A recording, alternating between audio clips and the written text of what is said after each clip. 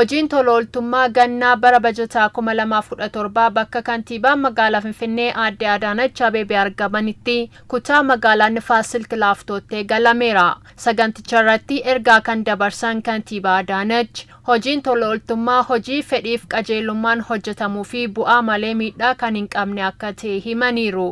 Hojiin tola ooltummaa gocha yeroo hunda akka ta'uu fi karaa hojimaata guutuu qabuun akka hojjetamuuf xiyyeeffannaa kennameen hojiin tola ooltummaa aadaa ta'aa dhufuu himanii kanaanis rakkoonii fi imimmaan lammiilee miiliyoonaan lakkaa'amanii haquun akka danda'ame ibsaniiru. አዲስ አበባ ላይ 39000 ቤቶች ያክል ተገንብተውና ታድሰው ለሀገር ባለውለታዎች ለአቅመ ደካሞች ደርሰዋል ማለት እጅግ በጣም የሚያኮራ ተግባር ነው። Finfinneetti manneen jireenyaa 39 akka haaraatti ijaaramanii fi haaromfamuun namoota biyya isaanii tajaajilan harka qalleeyyiif ga'uun isaanii baay'ee gocha nama boonsudha. Baasii hojii kanaaf ba'e yeroo waggoota 10 boodatti deebine ilaallu baajata waggaa Finfinnee ture jechuun ni danda'ama. Irra deddeebiin waggaa waggaan namoota miliyoona 1 oliif maaddii ni qorna. Kana kan hojjanne baajata mootummaatiin miti. Hirmaannaa jiraattota magaalaa keenyaan hojiilee hedduu hojjanneerra. Sagantaa ashaaraa magariisaa magaalaa mijattuu uumneerra. Hojiilee tola ooltummaan hojjetaman hedduudha. Hojii kana akka salphaa fi qoosaatti akka hin ilaalle. Ganna baranaatti guyyoota 90 keessatti manneen sadarkaa isaanii eeggatan 2500 ijaaruun lammiilee harka qalleeyyii deeggaruuf akka hojjetamu kan himan kantiibaa Adaanach gosoota hojii tola ooltummaa garaagaraan hojiin jireenya lammiilee jijjiiruu akka hojjetamu dubbataniiru. ለዚህ ክረምት በ90 ቀን ውስጥ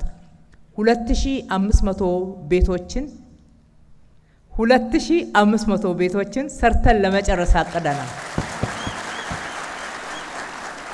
Ganna baranaa guyyoota 90 keessatti manneen jireenyaa 2500 ijaarree xumuruuf karoorfanneerra. Dabalataan dhiibbaa jireenyaa salphisuuf lammiilee 500 ta'aniif irra deddeebiin maaddii ni qorna. Kunis baasii guddaa kan gaafatudha. Daa'imman maatii hin qabne 440 ta'an akka maatiitti kunuunsine guddisuuf ni hojjanna. Barsiisuun deeggaruun furmaata jireenya isaanii itti aanuuf akka argatan ni hojjanna. Abbootiin qabeenyaa dargaggoonnii fi dubartoonni magaalaa Finfinnee hojii tola ooltummaan waan seena qabeessa hojjetan hundaaf galatatu isiniif malaa kan jedhan kantiibaa Adaanach hojii tola ooltummaa ganna baranaatti hojjetamuuf karoorfameef ammas gahee akka baatan waamicha dhiheessaniiru. ወጣቶች እናንተ ናችሁ የከተማችሁ ድምቀት ከተማችሁ ውብ አበባ የምታረጓት እናንተ ናችሁ ከተማችን ያለ እናንተ ተሳትፎ Magaalaa keessan miidhagduu fi abaaboo kan fakkeessitan isin dargaggoota. Magaalaan keenya hirmaannaa fi tumsa keessaniin alatti bu'aa fiduu fi abaaboo ta'uu hin dandeessu.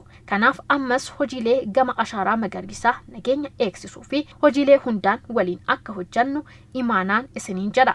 Abbootiin qabeenyaa fi beeksistoonnis namni humna qabu hundi hojii tola ooltummaa irratti akka hirmaatuun ergaa dabarsa. Waggoota jijjiiramaa hojiilee tola ooltummaa irratti xiyyeeffannaa kenname hojjetameen tola ooltota miiliyoona 3 ol horachuun akka danda'ame kan himan koomishinarri koomishinii qindeessaa hirmaannaa hawaasaaf tola ooltummaa magaalaa Finfinnee koomishinar Yimar Kabbadaa ganna baranaa sagantaalee ijoo 19 fi caasaalee 19 hojiileen tola ooltummaa garaagaraa akka hojjetaman hubachiisaniiru. የለውጥ ዓመታቱን በከተማችን የተቀረጹ በተከናወኑ ከ14 በላይ ፕሮግራሞች ከ3 ሚሊዮን በላይ በጎ ፈቃደኞችን በማሳተፍ ወጎተን ጅጅረማቲ መጋላ ከኛቲ ሰገንታሌ 14 hojiilee hojjetameen tola ooltota miliyoona 3 ol hirmaachisuun irra deddeebiin kutaalee hawaasaa miliyoona 8 ol fayyadamoo taasisuun danda'ameera. Kanaanis qabeenya birrii biliyoona 38.4 walitti qabuun hojiirra oolchuun danda'amee jira. Sagantaa kanatti fufsiisuun ganna baranaa sagantaalee ijoo 15 fi caasaalee 19 hojiileen tola ooltummaa ni hojjetamu.